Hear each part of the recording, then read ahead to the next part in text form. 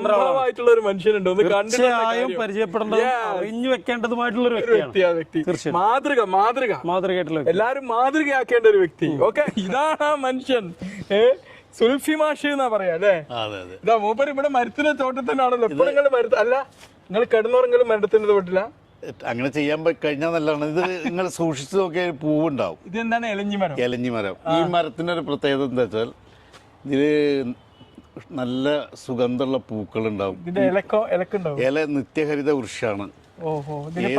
ഏത് കാലത്തും ഇതില് ഇലയുണ്ടാവും. ഈ മരത്തിന്റെ പ്രത്യേകത ഇത് എനിക്കൊരു സന്ദേശം കൂടിയാണ്. എൻ്റെ വീട് കുടിയിരുന്നതിൻ്റെ പിറ്റേ ദിവസം, ഇവിടെ താമസാക്കിയതിൻ്റെ പിറ്റേ ദിവസം എൻ്റെ ഒരു അയൽവാസി ഉണ്ട്, മോനുകാക്ക. അതിപ്പോൾ എൻ്റെ ഉമ്മാൻ്റെ ഒക്കെ പ്രായമുണ്ട്, ഏകദേശം ഒരു 90 വയസ്സിൻ്റെ അടുത്ത്. അദ്ദേഹം രാവിലെ ഒരു തൈ മരമായിട്ട് വന്നു, എലഞ്ഞിമരത്തിൻ്റെ തൈ. എന്നിട്ട് അദ്ദേഹം തന്നെ ഒരു കൈക്കോട്ടെടുത്ത് കുഴിയുത്തി